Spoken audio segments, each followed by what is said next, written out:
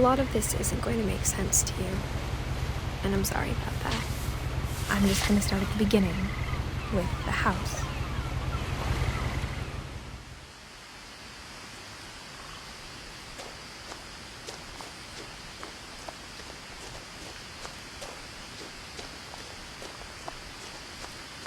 I lived here until I was 11, but I wasn't allowed inside half the rooms.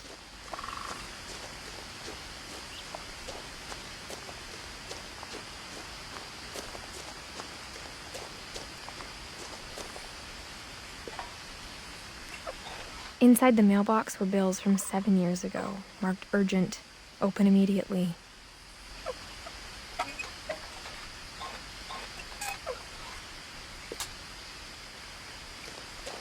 I hadn't been back since my brother Lewis's funeral.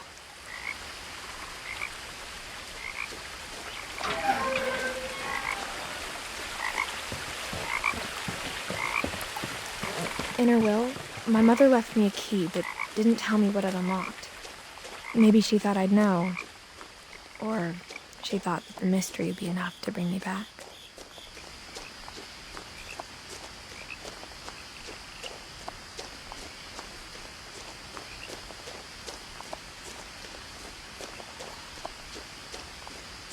No one had driven this way in a long time, but I saw a few hoof prints.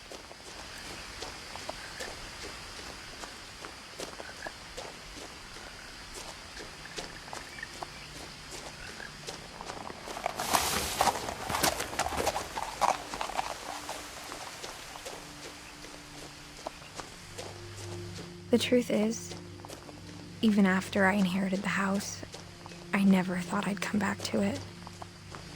But now I had questions about my family that only the house knew the answers to.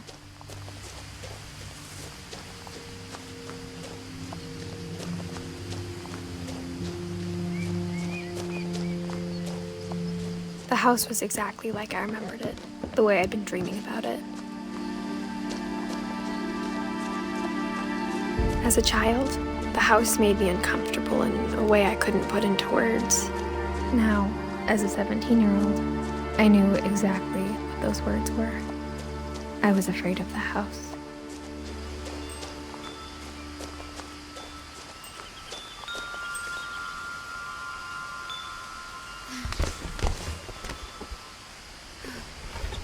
Crawling through the doggy door used to be a lot easier when I was 11.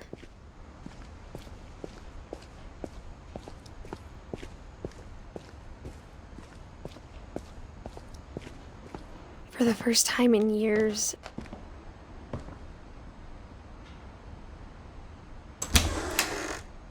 I felt like I was home.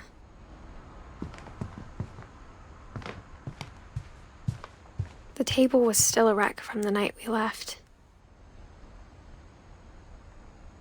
It was like a bomb had gone off, killing everyone but sparing the furniture. Nothing in the house looked abnormal. There was just too much of it, like a smile with too many teeth.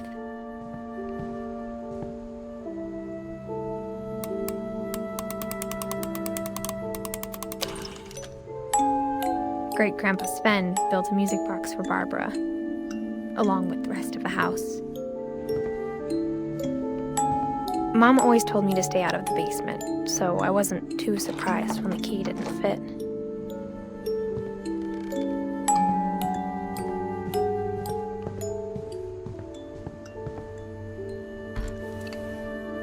Edie told me once that every Finch who ever lived is buried somewhere in the library.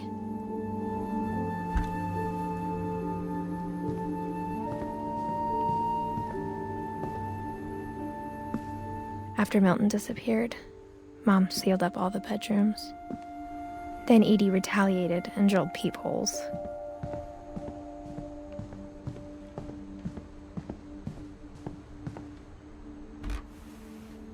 As a kid, I just assumed every house had peepholes and sealed rooms you weren't allowed inside of.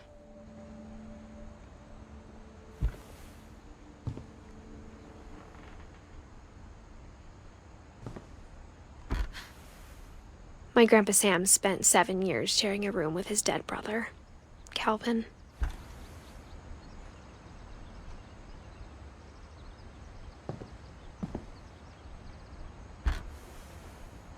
last time I was in Edith Sr.'s room, I was 10 and she was painting my portrait.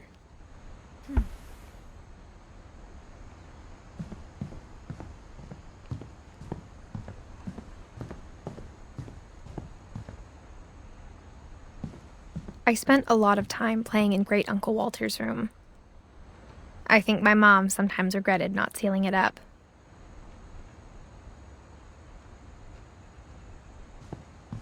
Louis told me there were secret passages, but I never believed him.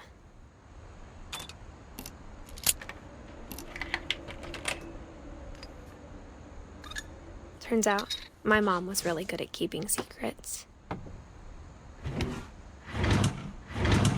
Now it was time to find out what my mom had been afraid of.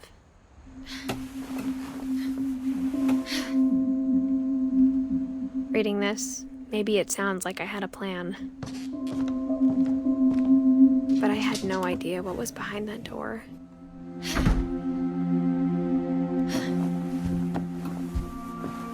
Just like I had no idea where all this was gonna lead.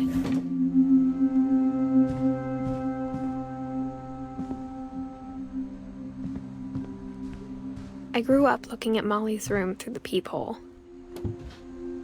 Molly's gerbil had a tiny bedroom with its own even tinier gerbil cage. Being inside for the first time, I felt like I'd stepped behind a painting.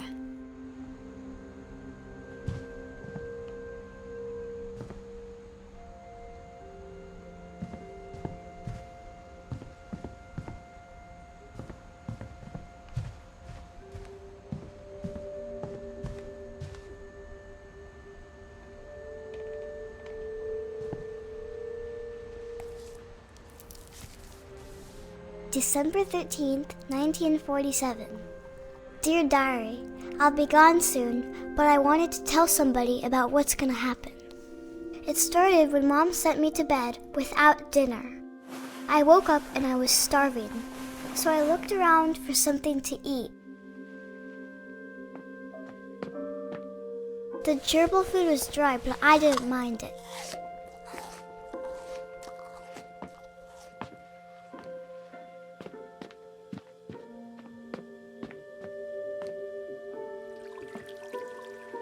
I thought about eating Christopher, but I held back.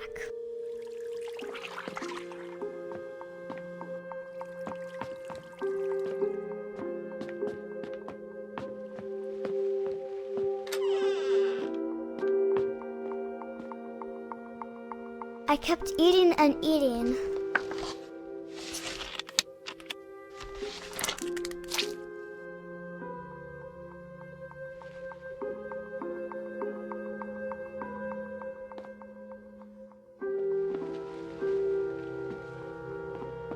I ate a lot of things that night.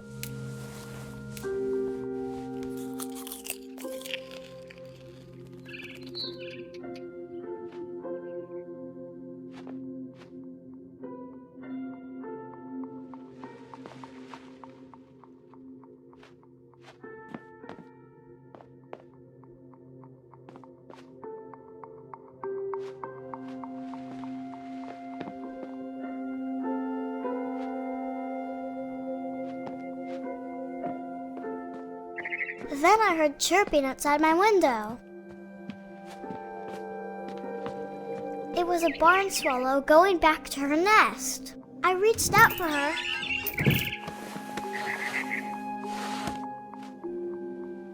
And suddenly,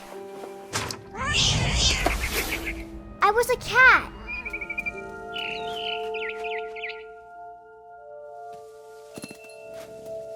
I tried to be quiet, but the bird was really scared.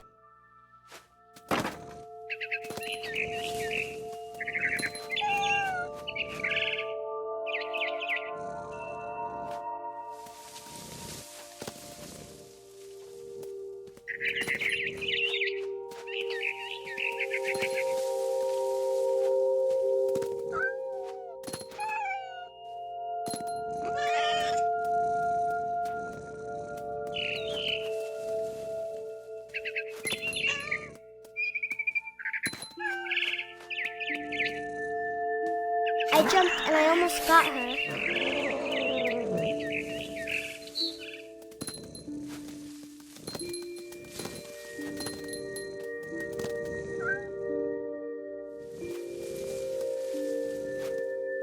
I could tell she was getting really tired. Now I was up in the big tree. I promised Dad I wouldn't climb it anymore. All I cared about was eating that mama bird.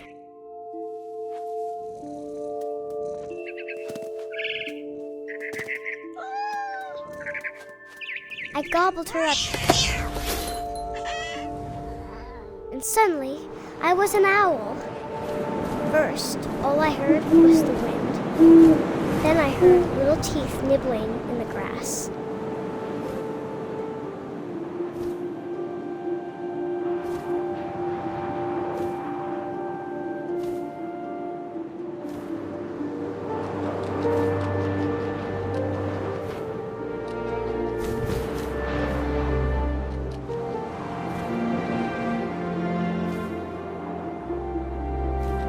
Rabbits.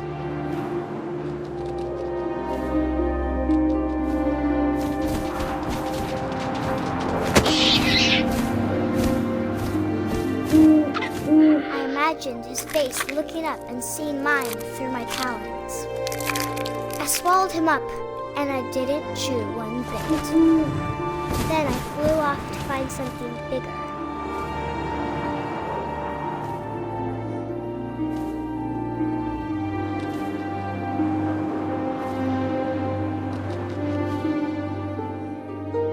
A mama rabbit.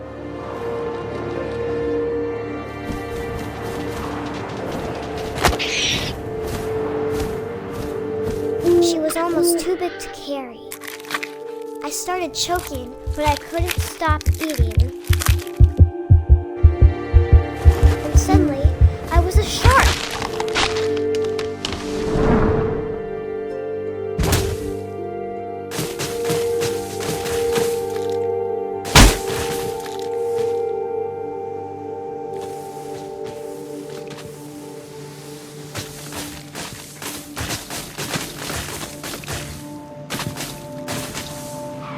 I rolled off a cliff and into the ocean.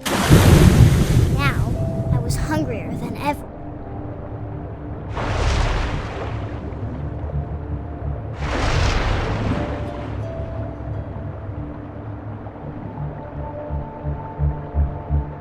I wanted fat, juicy seals.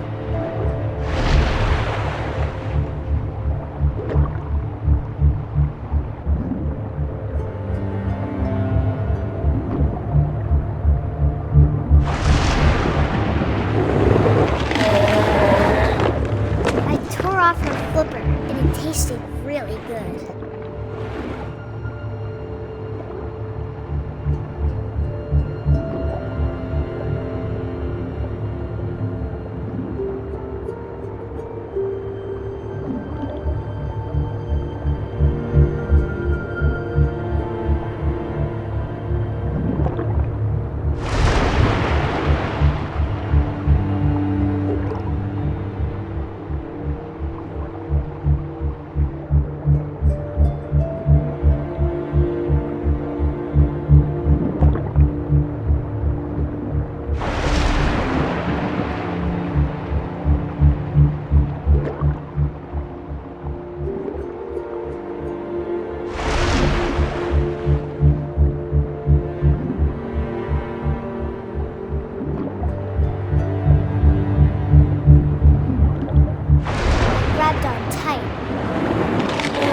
So hungry, I jumped out of the water.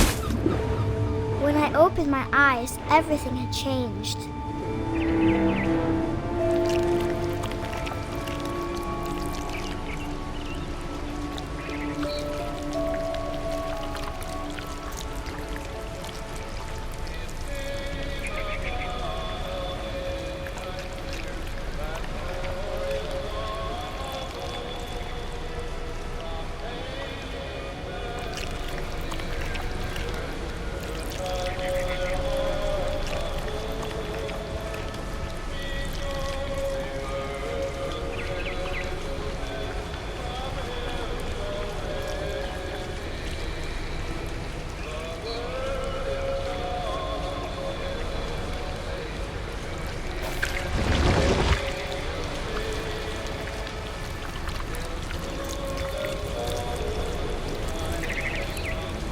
I was a monster and I smelled people everywhere.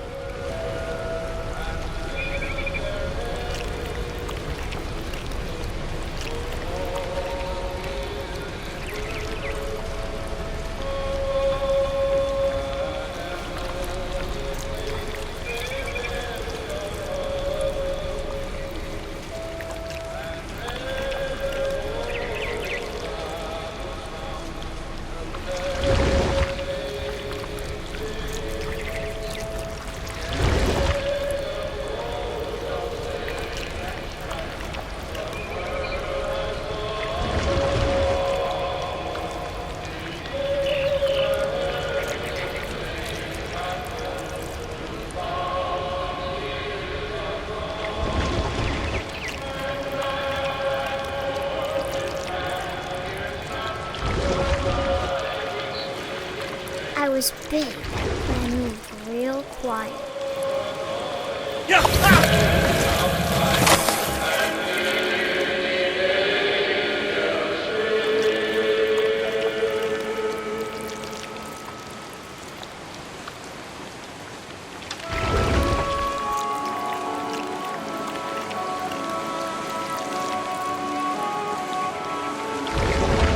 I wanted to stop, but also I didn't.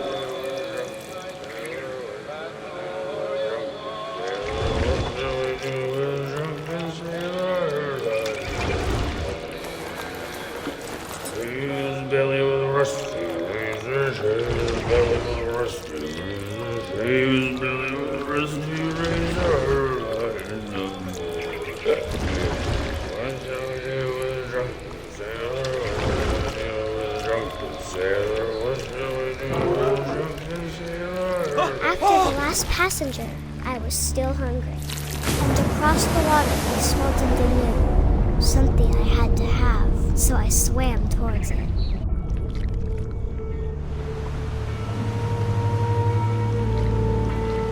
I slithered onto the sand, and the good smell went into an old pipe.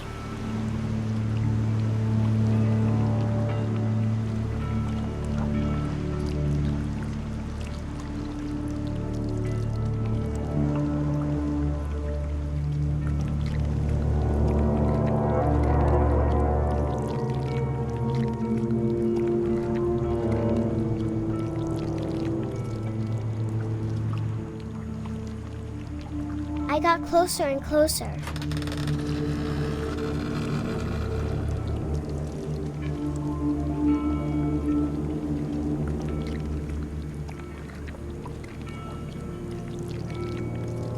All my stomach started growling. And suddenly, I was me again. I held my breath for a long time, but I couldn't hear anything. I think it's waiting for me to fall asleep. But it's not going to wait much longer. It needs to feed, and we both know I will be delicious.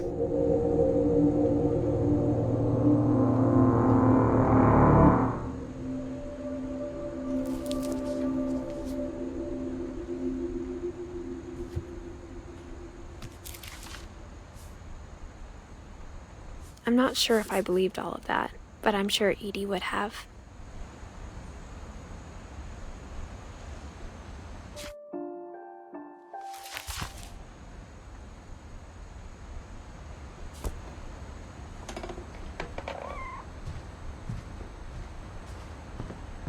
I can't describe it, but I felt like some part of Molly was still here.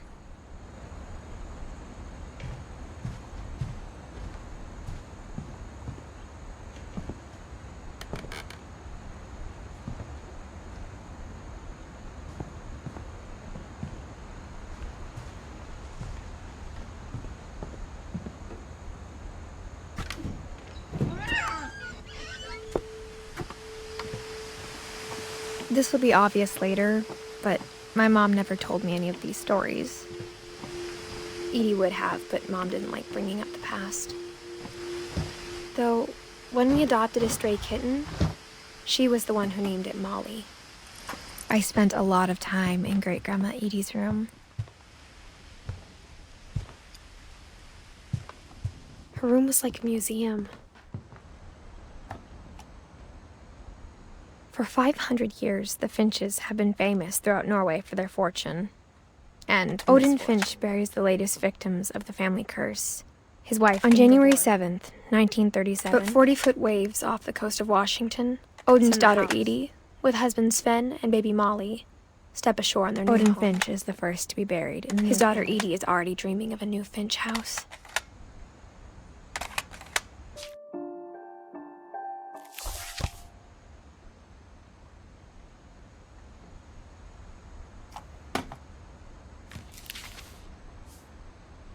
Whatever's wrong with this family, it goes back a long ways.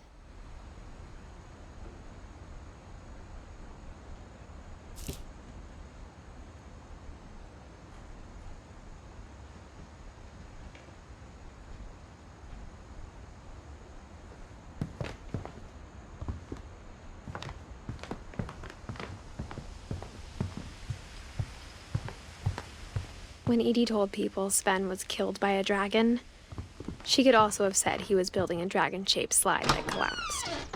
Even in her 90s, sometimes Edie seemed a lot younger than my mother. The only trace Grandpa Sam's first wife, Kay, left on the house was the pink bathroom.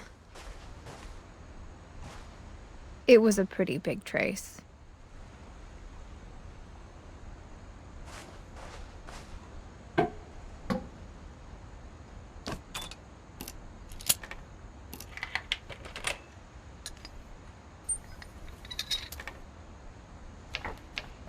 There's a secret in this bathroom. It's in the last place you would look. It isn't in the cupboard. It's hidden in this book.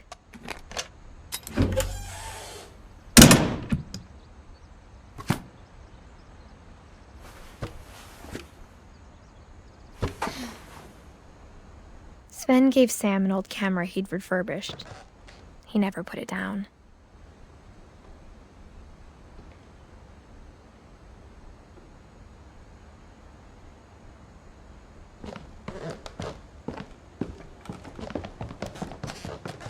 From the paintings on the wall, it was clear my brother Milton had been here before me.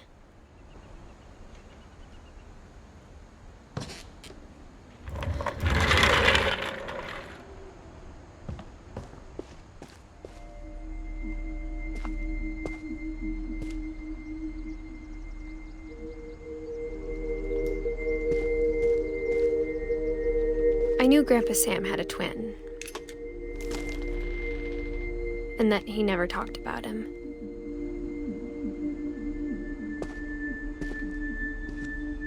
I guess my grandpa didn't like history any more than my mom did.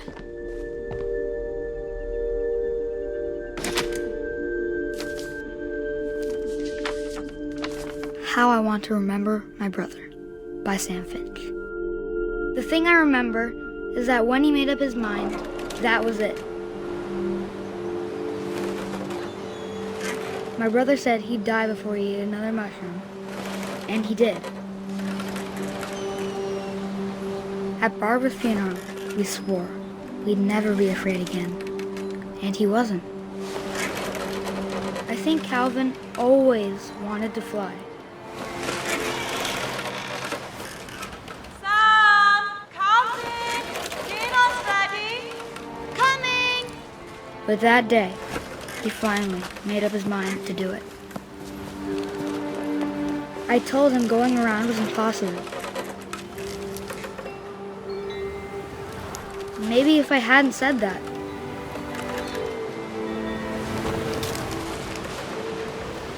Alvin, I'm not gonna tell you again. Maybe if the wind hadn't picked up. Then maybe he'd still be here. But I doubt it. I think he'd already made up his mind. That's what I want to remember about my brother.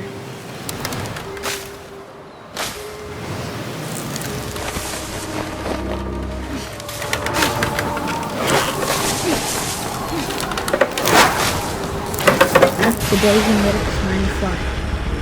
And he did.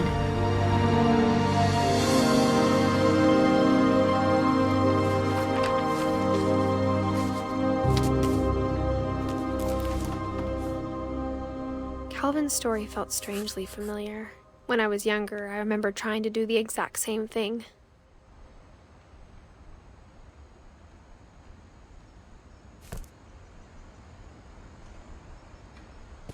After the funeral, Edie roped off Calvin's half of the room.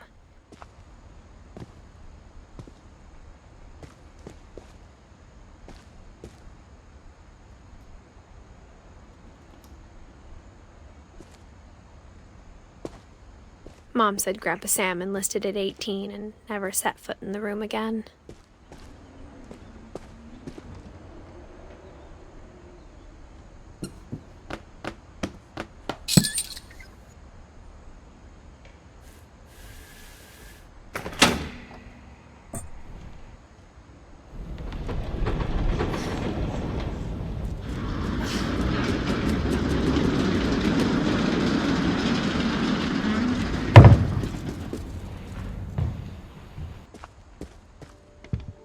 The passages were a pretty tight fit. They'd obviously been built for smaller hands and bellies.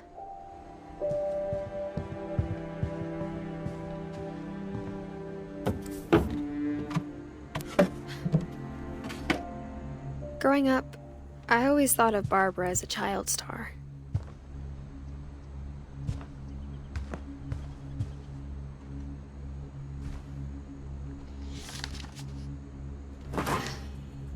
Of all the stories people wrote about Barbara's death, I'm surprised Edie saved this one.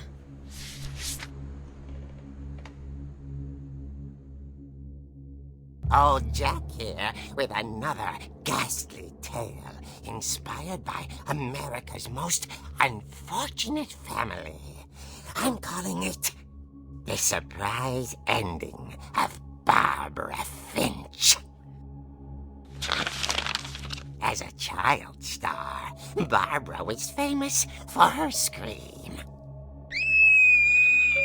Now at 16, she was all washed up, a has-been. But in a lucky break, she'd been asked to perform her signature scream at a local convention for monster movie fans. It was just the boost her career needed. Unfortunately, her scream hadn't aged well. Getting better. I think you just need the right motivation. Her biggest fan and current boyfriend, Rick, was about to demonstrate when... Now that was a great scream. It was Barbara's father, Sven. He'd slipped into a table saw and had to be rushed to the emergency room. So Barbara got stuck babysitting her youngest brother, Walter. Her convention comeback was cancelled. Okay, I'm hearing frustration, but I'm not hearing terror. What if I tried... A gang of hoodlums in Halloween masks have been terrorizing Orcas Island tonight. Police are urging residents to... That came from the basement. You're right! Also, I loved your delivery on that. Why is your basement door locked? Because my dad likes making puzzles and secret passages. There's a key hidden in the music box. The secret is to keep winding and winding until finally the key pops out. Thanks, babe. I'll be back in a sec. 20 minutes later, Rick hadn't returned. So Barbara went to look for him, right on cue. She reached for the music box. And as she wound the key, she listened for Rick, but the house was silent.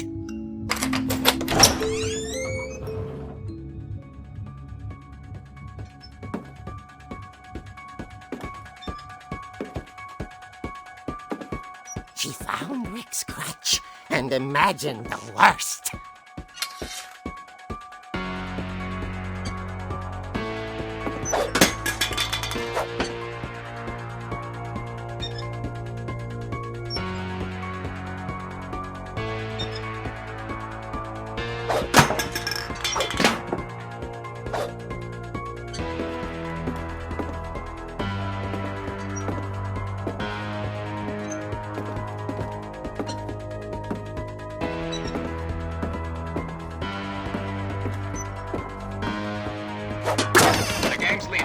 infamous Hookman killer, Dr. Carl Hamill, who impaled and then ate his family 10 years ago tonight.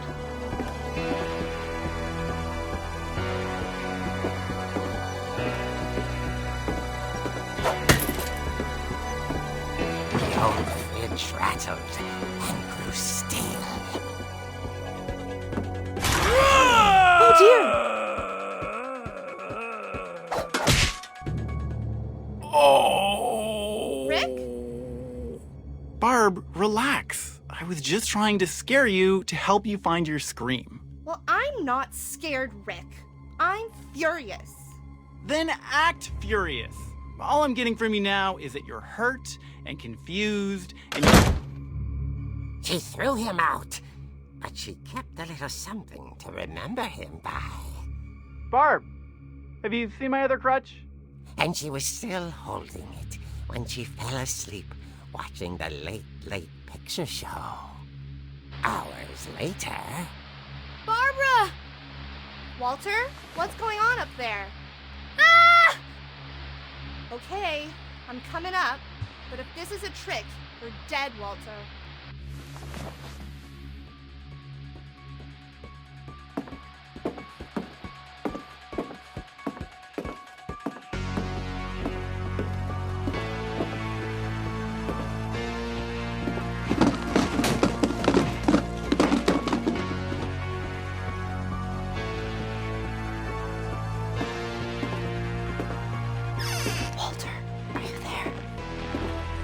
Walter had vanished, but his bedside radio was still on.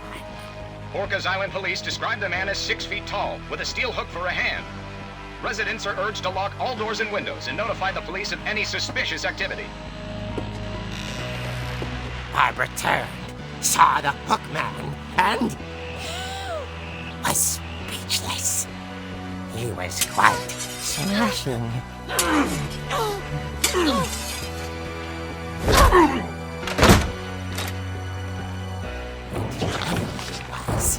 He couldn't get enough of Barbara. Okay, Barbara, there's gotta be another way out of here.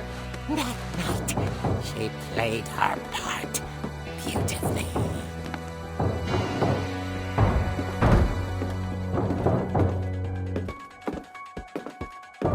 She thought about abandoning Walter, but just couldn't do it.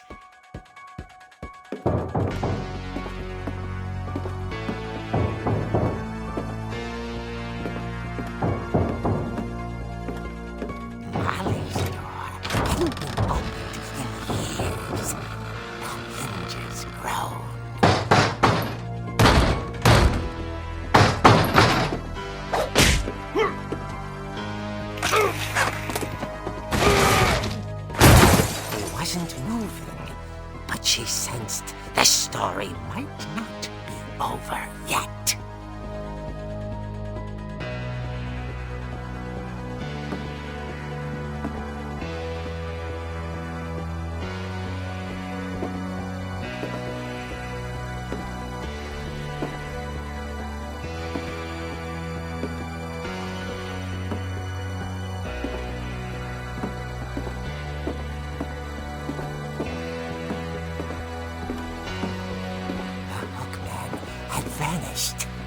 She listened for his breathing, but all she heard was...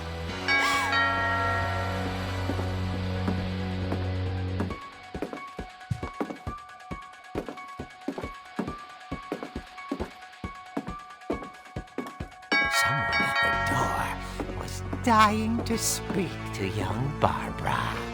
At the door, she heard whispering. Was coming from inside the house.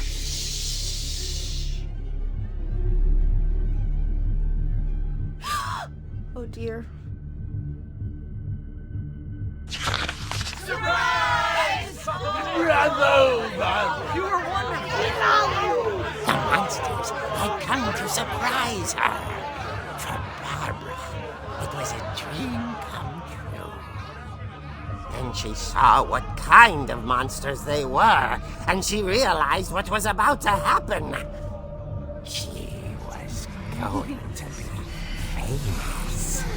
A final breath, Barbara Finch gave the performance of her life.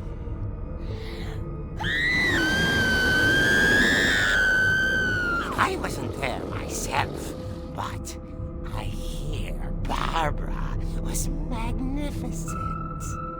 Poor girl. She had a taste for stardom. But unfortunately, so did her fans. Of course, the police blamed it all on poor Rick, who disappeared the same night. And little Walter, hiding under his bed the whole time. He took it all pretty hard, but that's another story. As for Barbara, tucked inside the music box is all they ever found of her. Her ear. Now that's what I call a real eerie tale.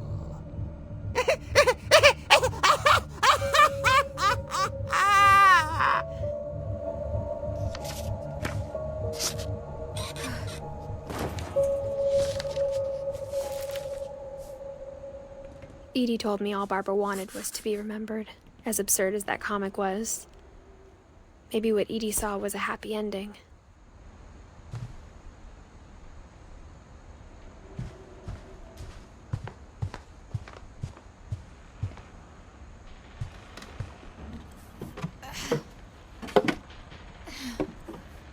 I guess now I know why Mom didn't like me playing with the music box.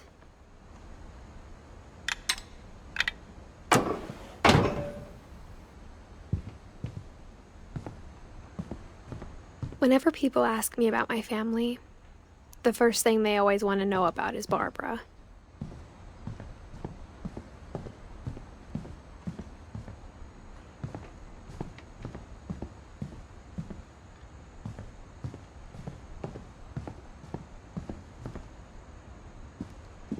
It's funny. Mom must have locked all those their times I first played slaves with the on the music night box left. and never found the basement key.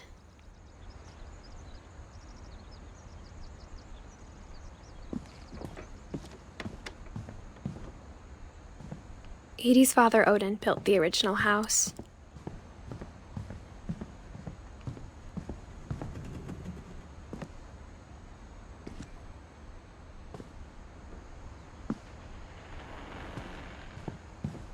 A lot of things got left behind in the whirlwind of that last night.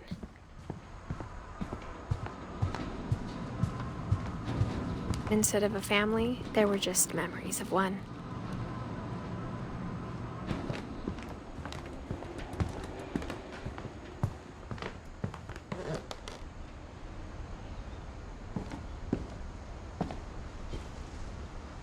The power had been turned off the night we left.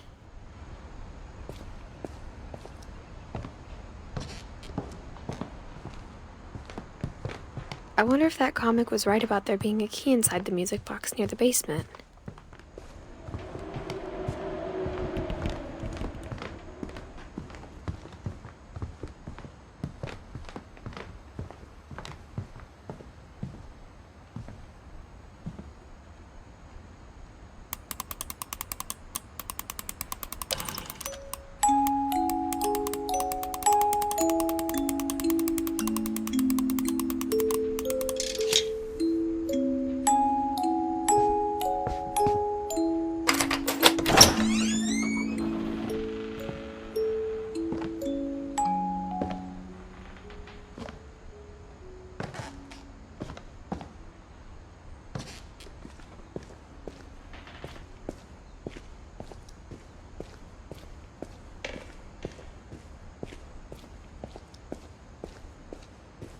Mom said the basement was off limits, unless I wanted another tetanus shot.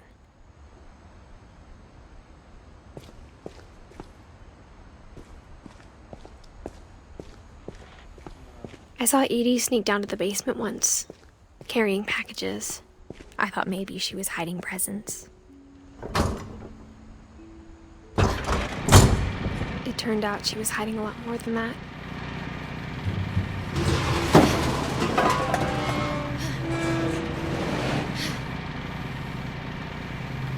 I remember asking Mom once about where Walter had gone. She said after Barbara died, he got as far away as he could. If there's a pattern in all these stories, I think it's that none of us has gotten very far.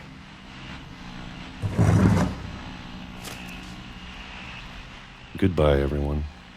I can't believe I've been down here for 30 years. On that first day, after the shaking started, I didn't think I'd survive a week.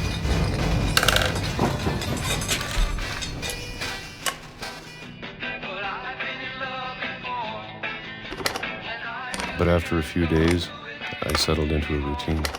That's what kept me sane.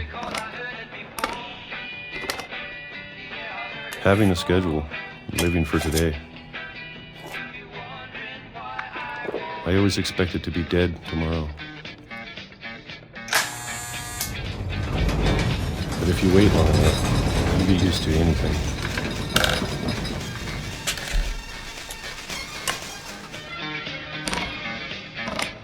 Even a monster on the other side of a door starts to feel normal. Almost friendly.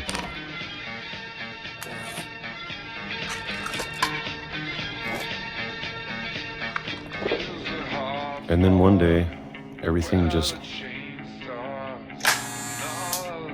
stopped. Whatever that thing was, it was gone. Maybe it got tired of waiting. Or maybe I just got tired of being afraid.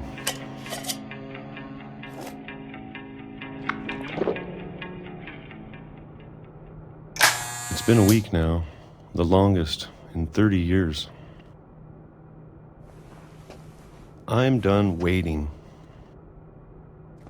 I have to leave while I still can.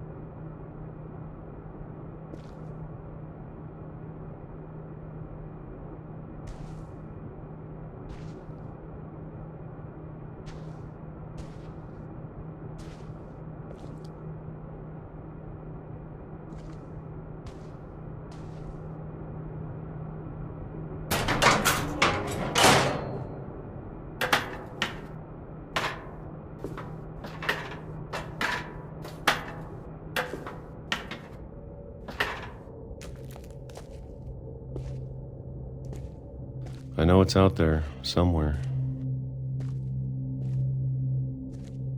Whatever killed Barbara and Molly and Calvin. Maybe this is all a mistake. But I need to stop living the same day, even if it kills me.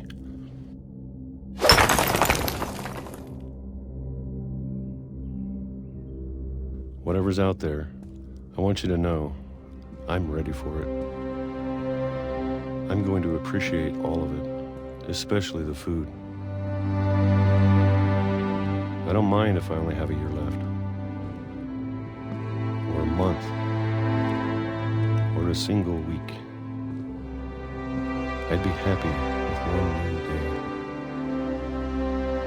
I can already imagine the sun on my face.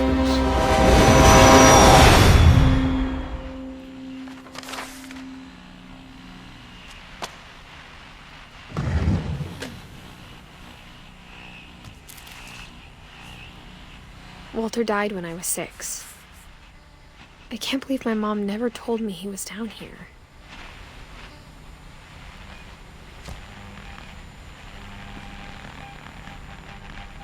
I'm sure my mom was trying to protect me.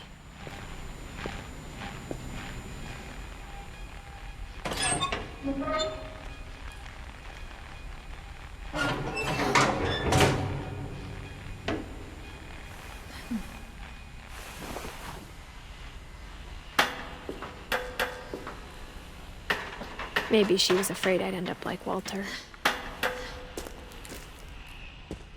But if she never told me about an uncle under the house, I can only imagine what else she was hiding. I don't want to make the same mistakes she made. Trying to bury something that's still alive.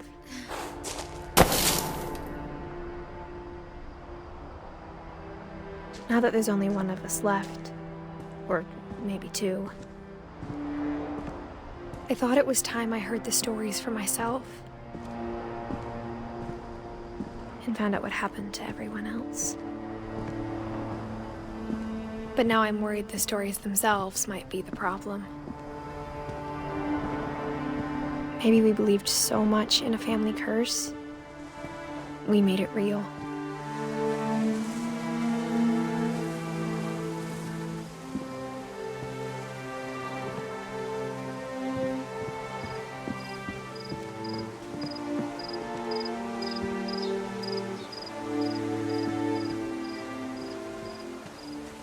I don't know if I should even be writing this.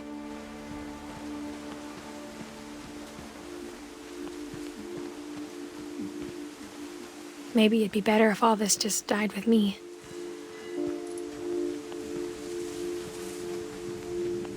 But I thought you should know about your family.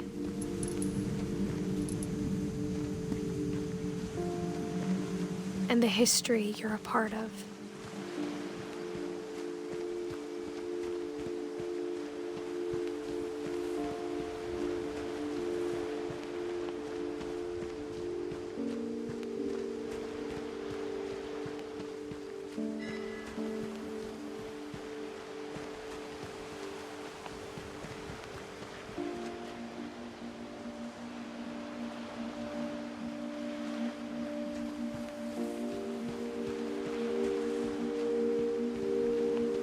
Though to be honest, I feel as lost as you probably do right now. I think the people in these stories believed them, for what that's worth.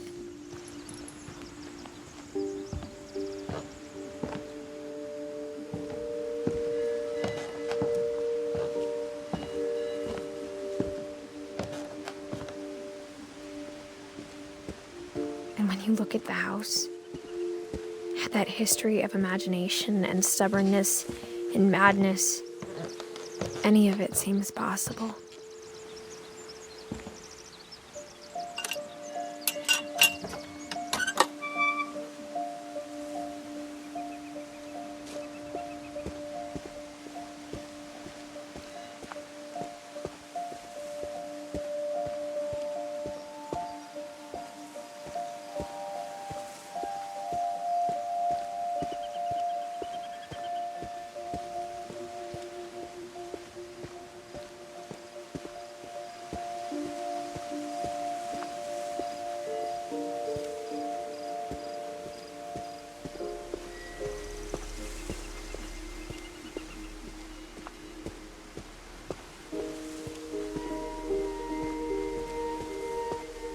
I think we've been surrounded by death for so long, we've just gotten used to it.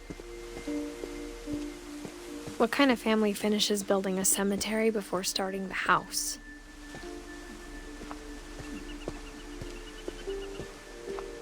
It's embarrassing for me to admit this, but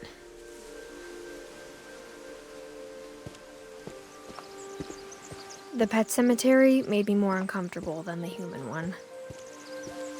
3 of the gerbils were mine, and 2 had been my fault. Sven built the house, but it was Edie who designed the cemetery.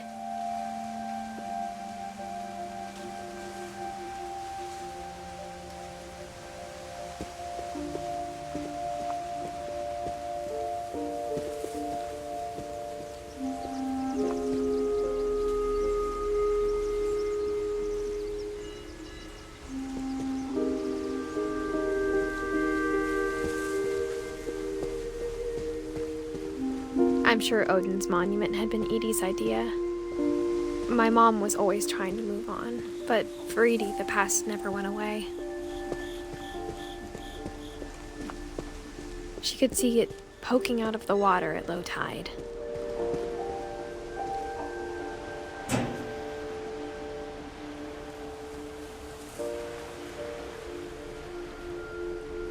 Edie said she dreamed about the old house every night.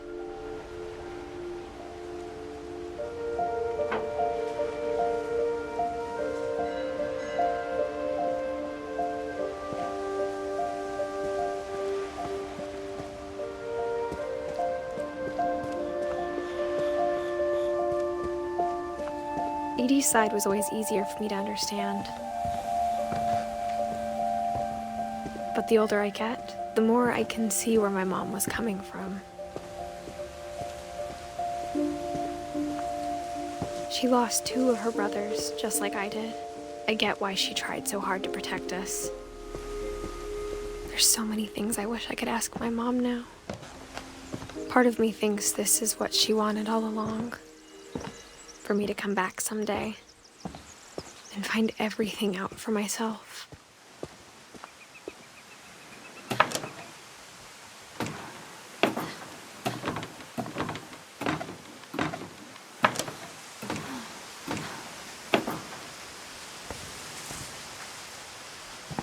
But looking back on it now, if she told me there was going to be so much climbing, I never would have come when I was 22 weeks pregnant.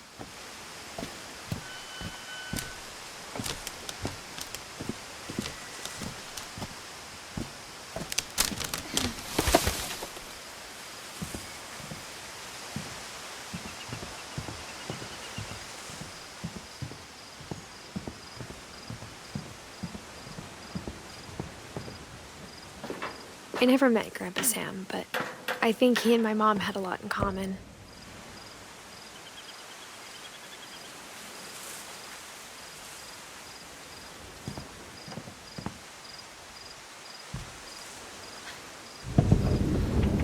They were both pretty intense.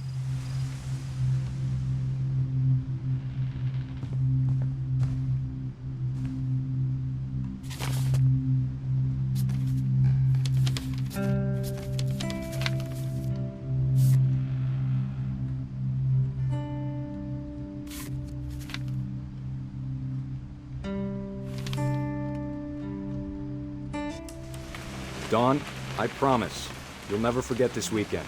Yes, sir. These memories are gonna last a lifetime. Am I gonna have to shoot anything? It's a hunting trip, Dawn. Shooting is strongly encouraged. Not quite. What?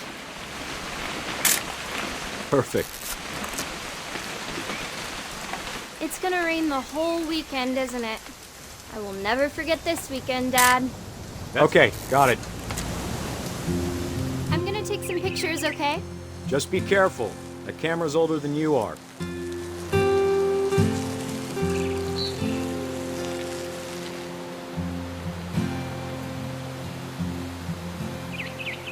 You're right, Dad. It's starting to clear up. Still freezing, though. Definitely should not have drunk all that coffee. Hey! That's a keeper. I'm just saying, I'm not always gonna be here, Dawn. You'll need to remember this stuff, if you want to survive. I'll be fine, Dad. You know who else thought he was gonna be fine? Some guy who died. Dawn, I'm being serious. I know, Dad. You're always serious. Doesn't being out here make you want to chill out? Well, to tell you the truth, I haven't been out here in 20 years. Dawn, don't you think you could find something more interesting to photograph? Last time I was with my brother Calvin. Man, that was a great trip. Your grandpa Sven taught us how to fish, how to build a fire.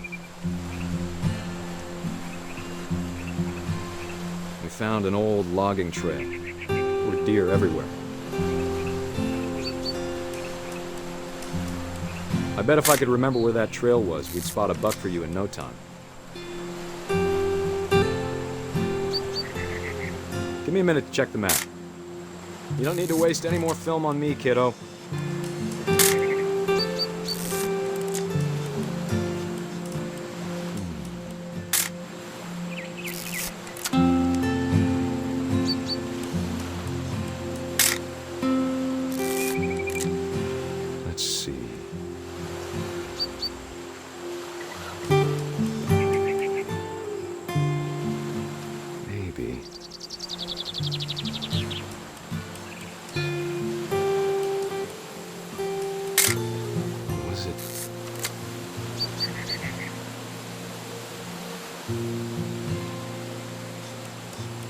Could have been.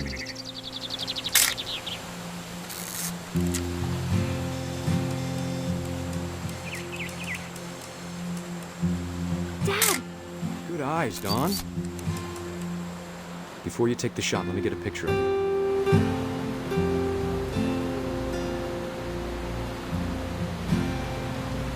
Dad, I...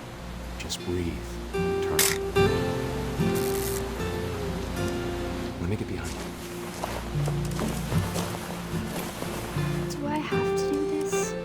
Dawn, you don't have to do anything. Great shot, Dawn!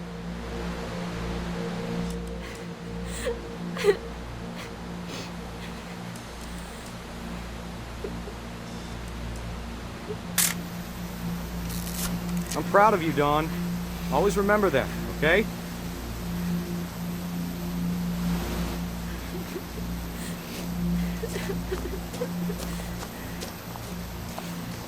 Sorry, Dawn, just gotta reset the timer.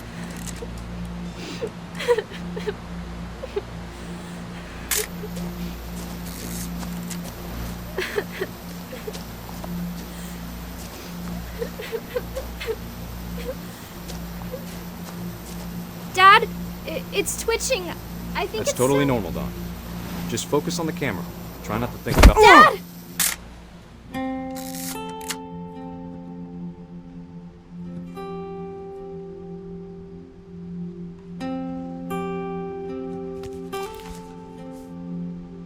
Of all these stories, that's the one I wish most that my mom had told me.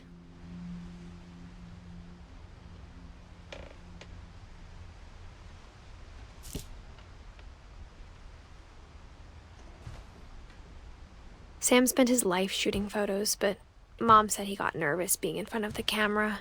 I guess we're all afraid of something.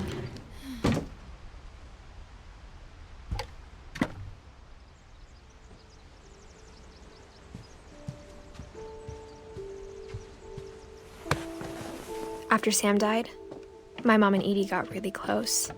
They'd both lost a lot.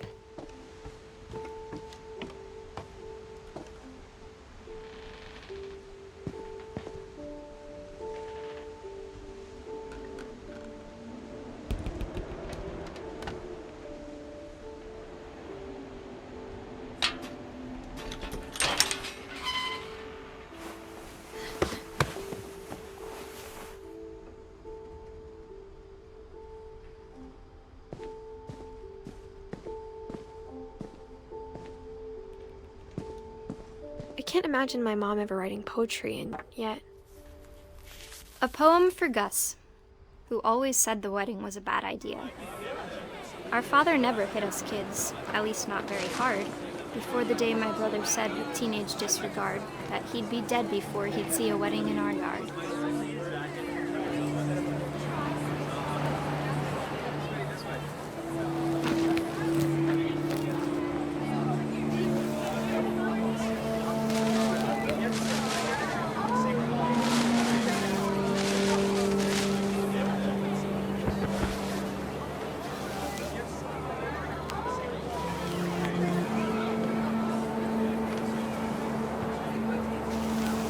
Father made him come, of course, but Gus stood far apart, just flew his kite and bottled up the storm inside his heart.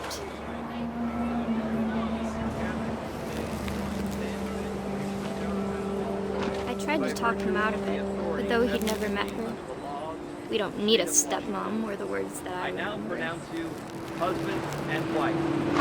You may kiss the bride.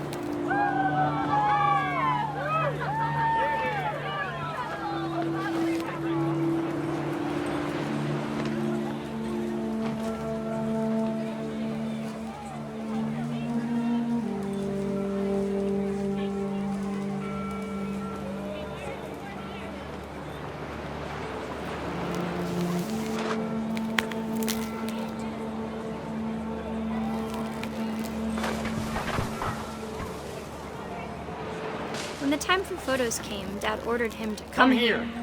But Gus declined, and as a sign held up his middle finger.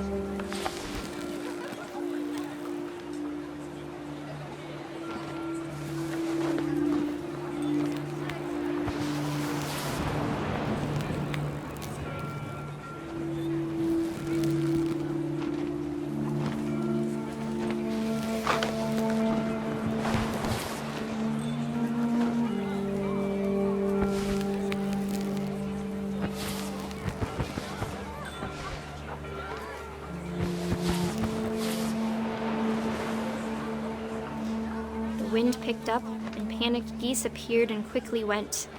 But all the humans did that day was go inside the tent.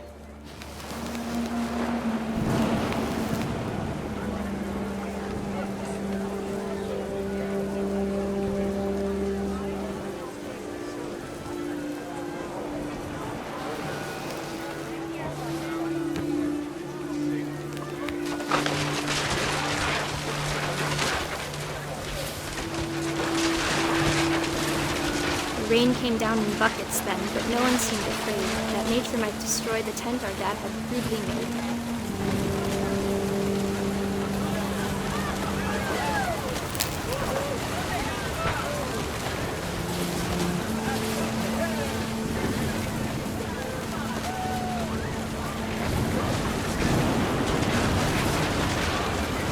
The thunder sounded much too close and full of angry power. But all my father said to this was, "Make the music louder."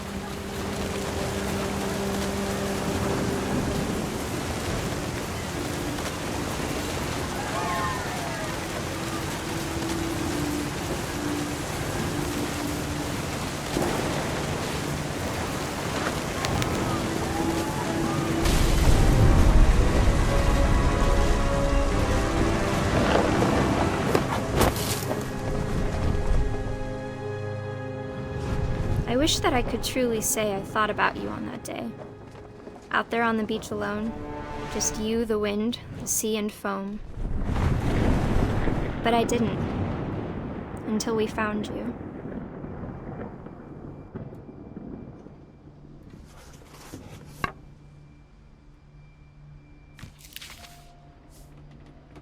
She never talked about him, but Mom told me once if I was a boy, they were going to name me Gus.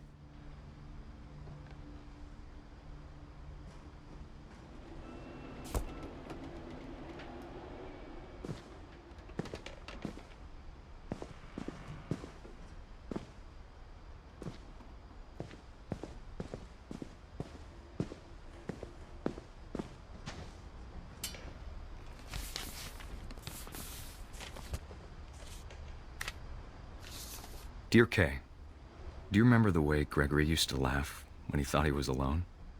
Like something funny was happening, but only he could see it. I think he saw things the rest of us don't.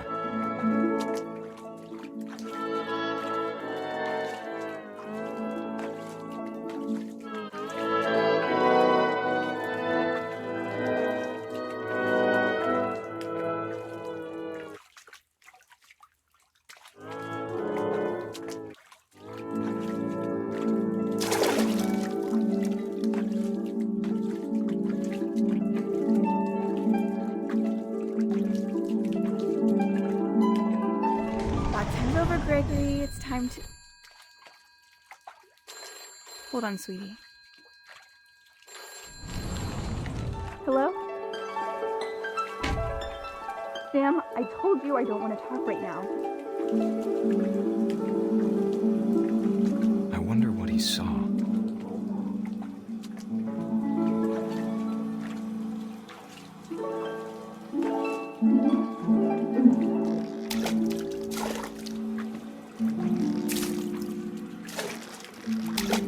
What his world was like. He reminded me so much of Calvin. Lost in his imagination.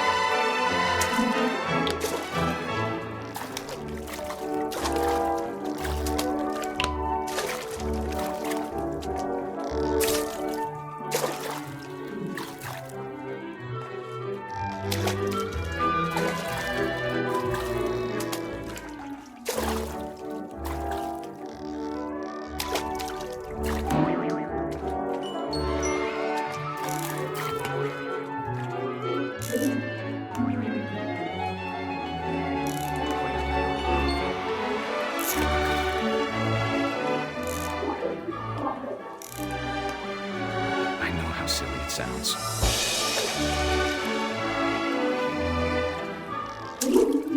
I worried about a baby being too happy. But I could feel him slipping away. Sorry about that, Gregory. I know you did everything you could.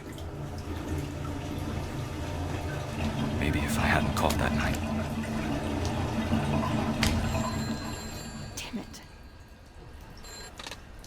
Hold on, I don't want Gregory to hear this.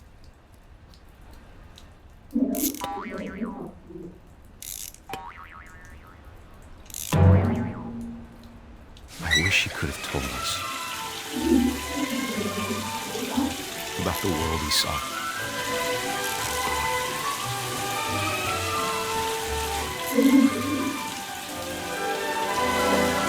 There's so much I don't understand. About Gregory. About everything.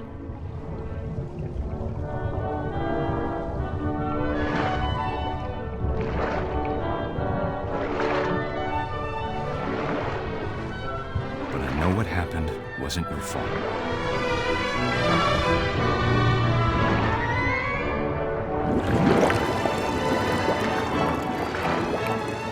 I'm sure he's happy.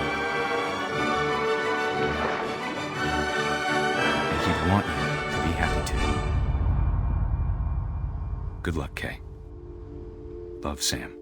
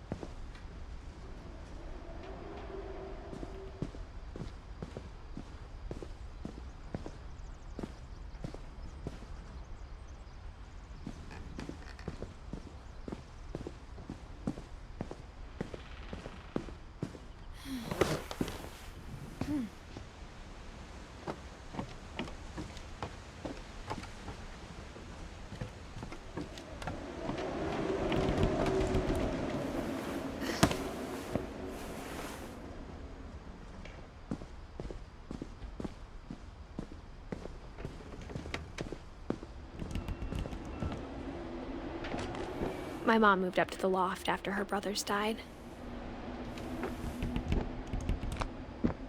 At the time, it was as far away as she could get.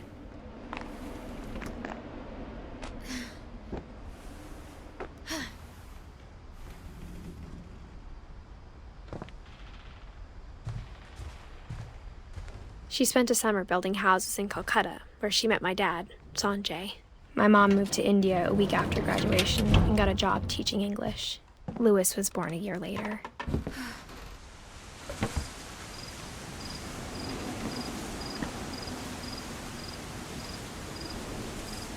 When my dad died, I don't think Mom knew where else to go. I'm sure Edie was happy to have her back. The house had to get a little bigger, but Edie was used to that. And for a while, things were good. Almost normal. But it didn't last. The beginning of the end was Milton's 10th birthday, when Edie gave him a castle.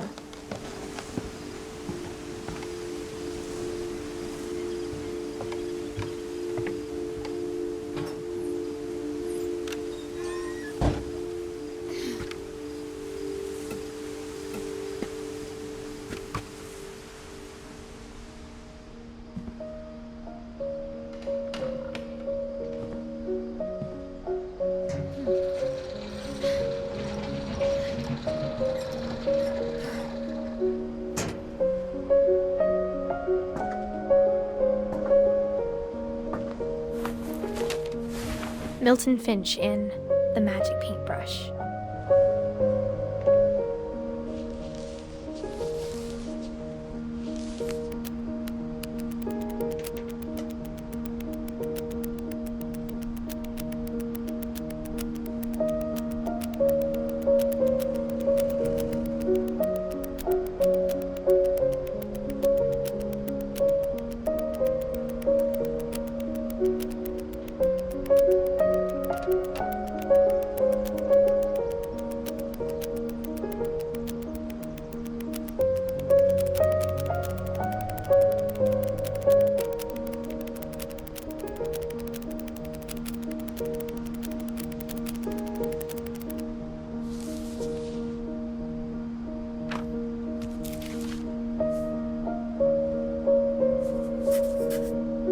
I was 4 when Milton disappeared.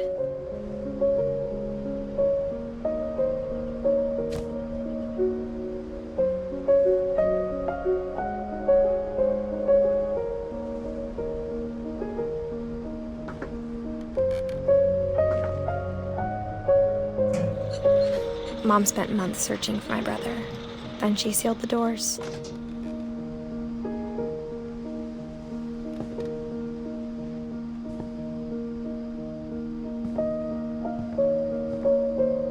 Whatever Milton had found in the house, Mom didn't want it getting out.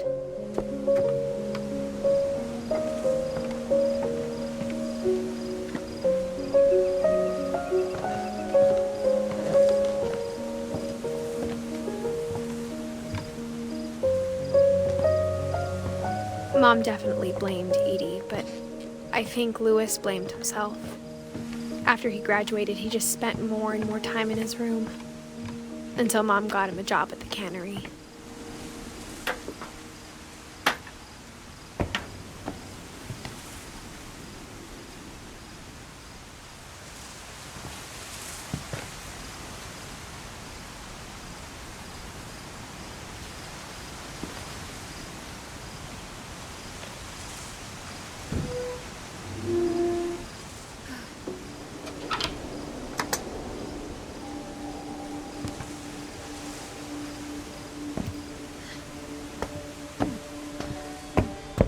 Louis's room smelled very, very familiar.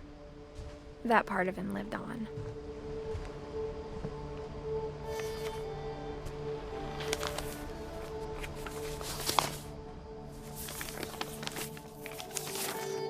Dear Mrs. Finch, as Louis's psychiatrist, I can understand your desire for an explanation. As I see it, the trouble began in January, shortly after we convinced your son to seek treatment for substance abuse. Newly sober, I believe Lewis first noticed the monotony of his daily life.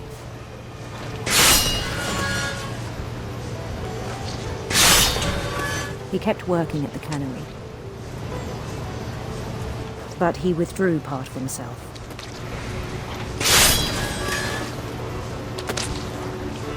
In our sessions, I saw the same behavior. His mind began to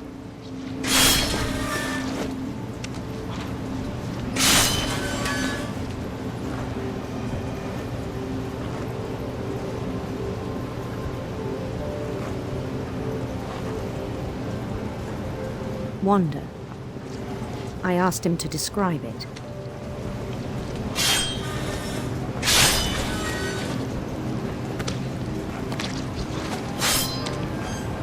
He said he started small, imagining a labyrinth.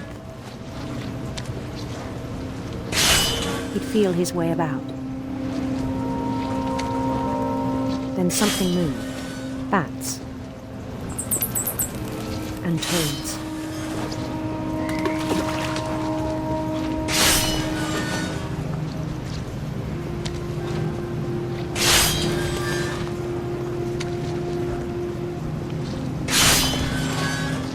And things that have not names.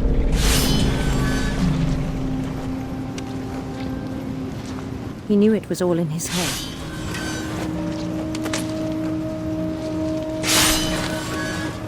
But he took it very seriously. I had hoped he'd find himself.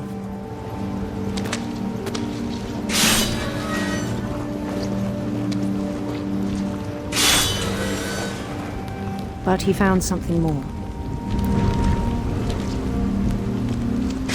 I worried about him then.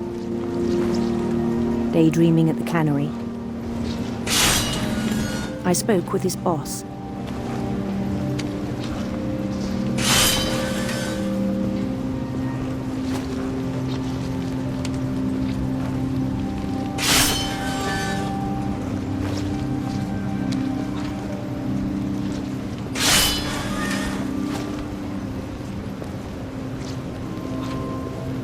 But he said Lewis had become a model employee. Methodical, tireless, focused. Like a whole new Lewis. So I let him go on.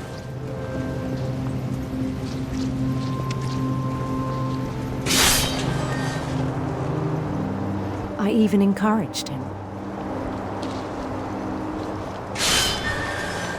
It seemed very promising at first.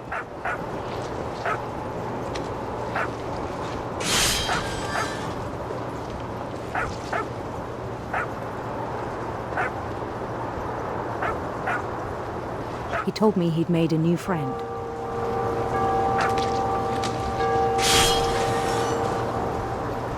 On the edge of a city he named Lewis Topia. He built the city up slowly, brick by brick. Then he made musicians.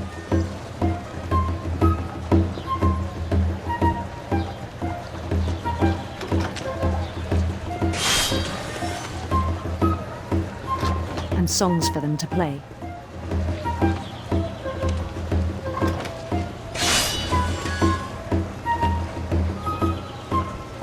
He talked about starting a band.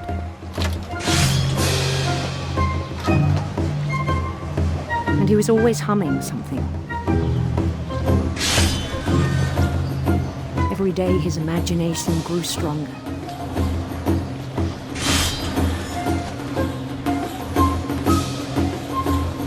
He no longer spoke at the cannery. But his chopping was as reliable as ever. Then one day it struck him that all the cheering crowds, even the stones under his feet, were all in his imagination. So he could do whatever he wished.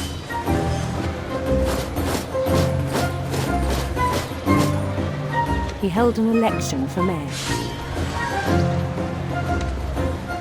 And and he won. They begged him to stay, but his mind was already wandering. It became a game for him.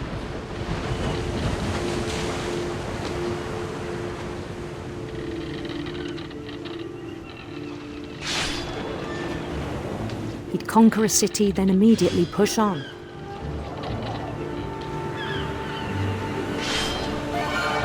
New Louisville.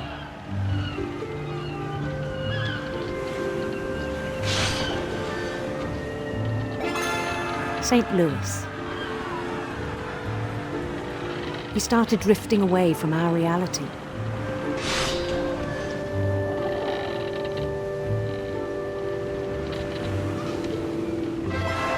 Minneapolis, until one day he forgot to go home from the cannery.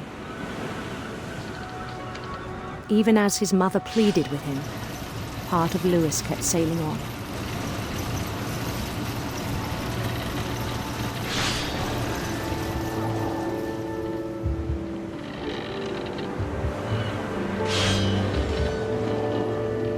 In Louisburg, he heard rumors of a handsome queen.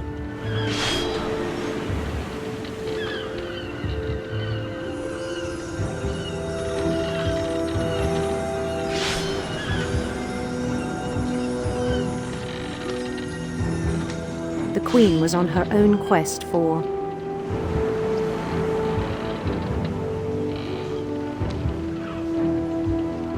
radiant rainbows.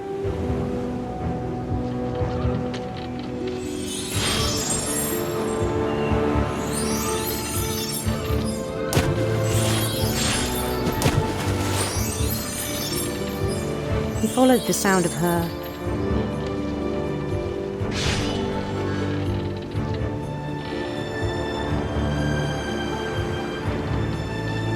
electric sitar.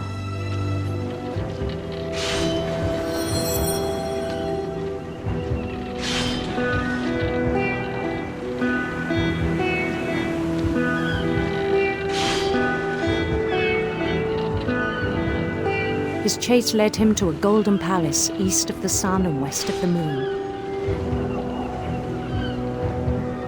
Even then, his logic remained sound.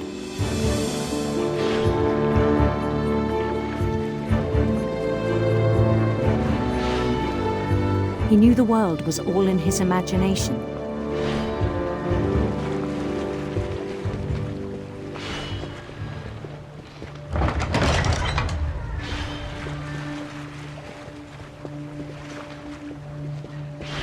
But he was so proud of having created it.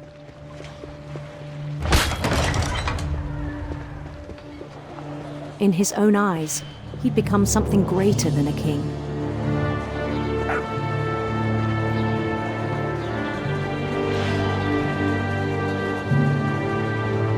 For someone who'd never known success in the real world, I think it was overwhelming. And then it struck him that the real Louis was not the one chopping salmon, but the one climbing the steps of a golden palace.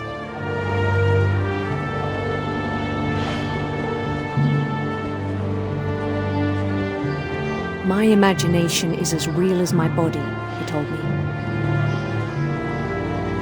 It was hard to argue with him.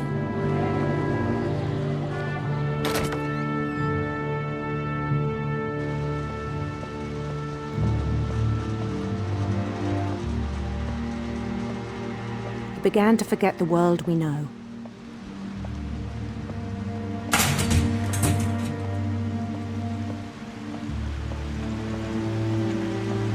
I think it pained him to remember Louis, the cannery worker.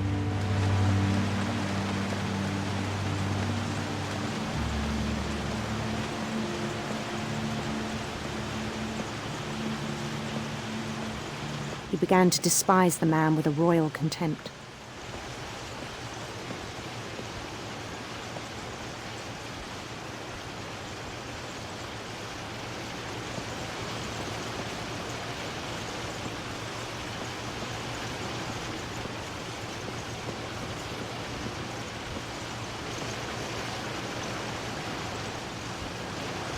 I still thought I could save him.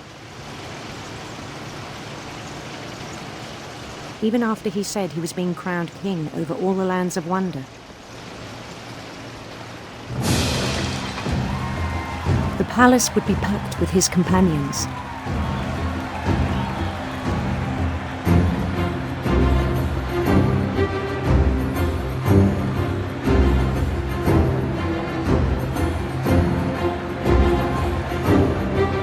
Including the wise Calico who'd insisted on inviting me.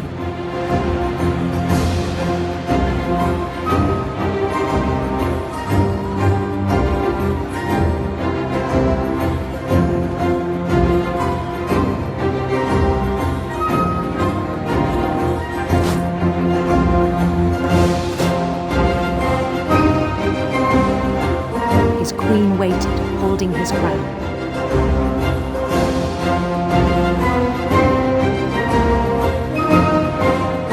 There was only one thing left to do.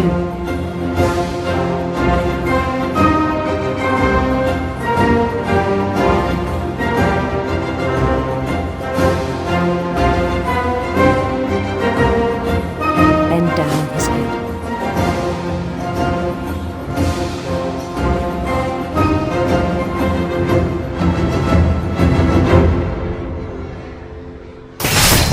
And the rest I think you know.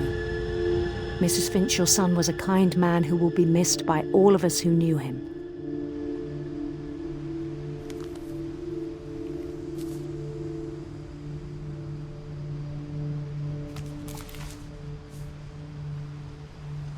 My brother was really cool.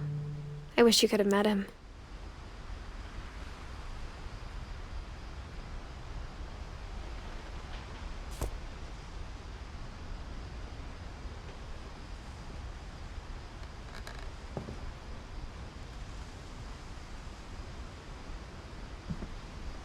Lewis and I spent a lot of time playing games together, but he was surprisingly bad at them.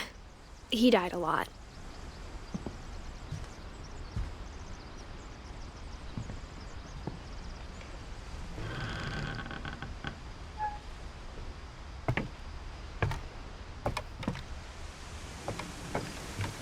On the way back from Lewis's funeral, my mom told me to start packing.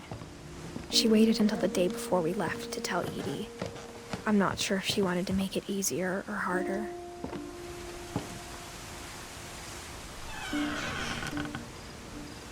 I wish we'd stayed. But I understand why we left.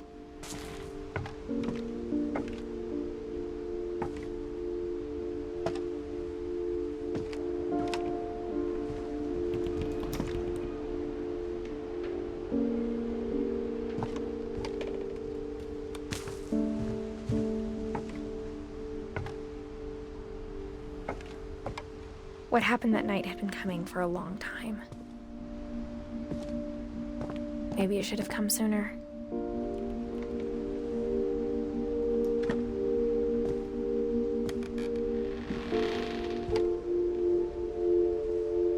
But it had to end one way or another. All that's left now is to tell you about that last night.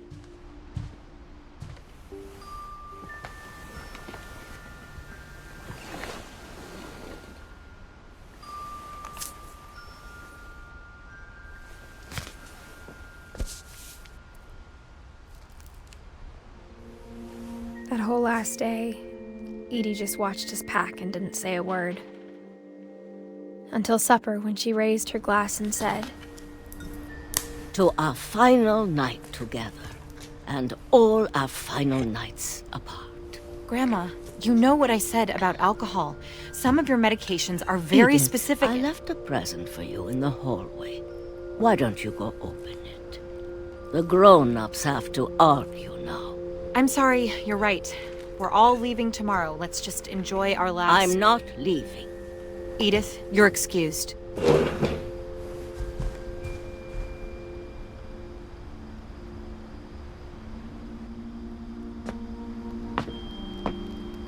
The power had been shut off that morning, but Edie always had plenty of candles. When my mom sealed the library, I don't think she knew about the other entrance. Or that Edie had a key to it.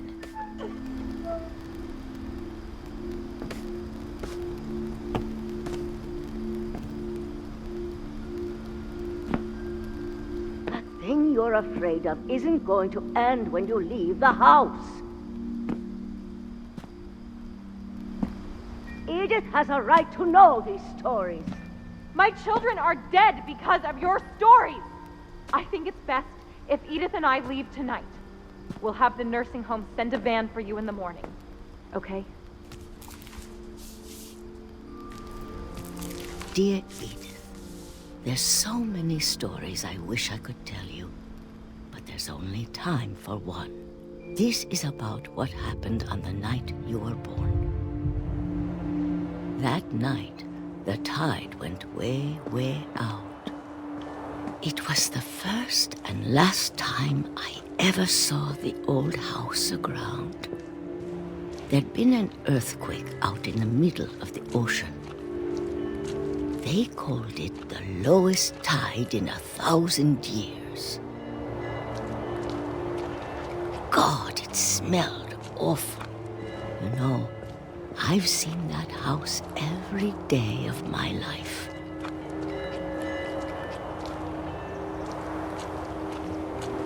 But I never thought I'd go back to it.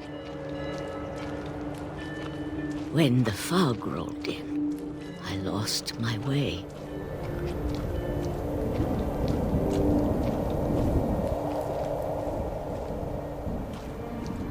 I got turned around.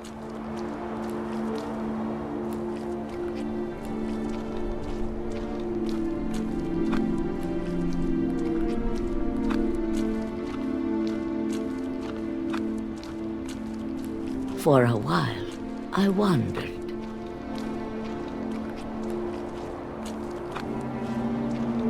I started seeing things.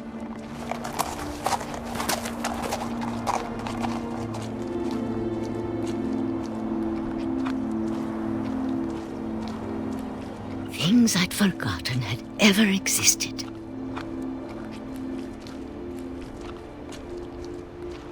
But when I saw them, they felt like old friends. That night, a lot of things came back to me.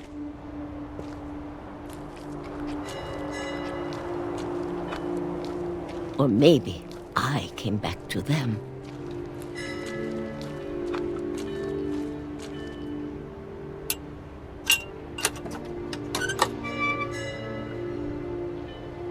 Things I can't explain, but that I need you to try and... Edith, what are you doing in here?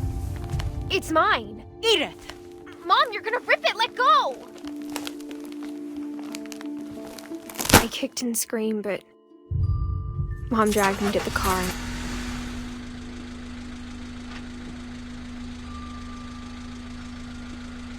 I never saw Great-Grandma Edie again.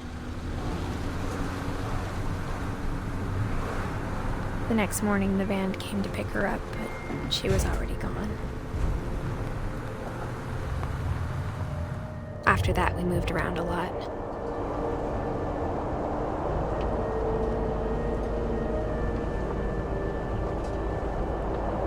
We both tried to make the best of it.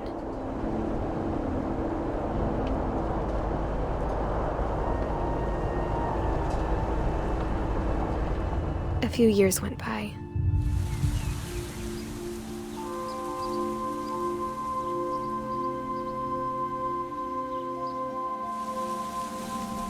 My mom didn't like to talk about it. But she started getting sick a lot. The rest happened pretty quickly.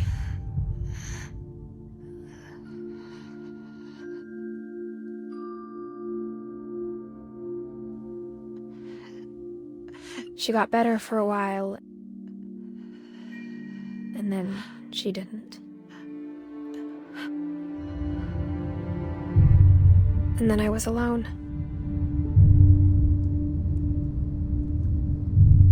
The last Finch left alive.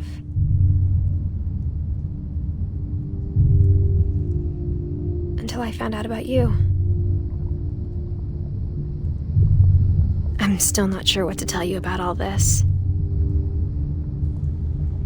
If we lived forever, maybe we'd have time to understand things. But as it is, I think the best we can do is try to open our eyes and appreciate how strange and brief all of this is.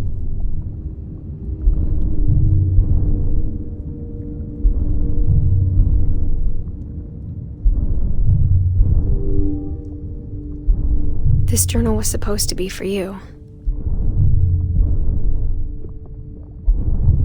But now I hope you'll never see it.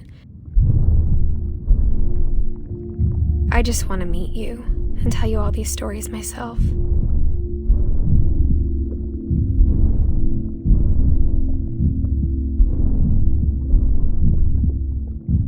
But I guess if you're reading this now, things didn't work out that way.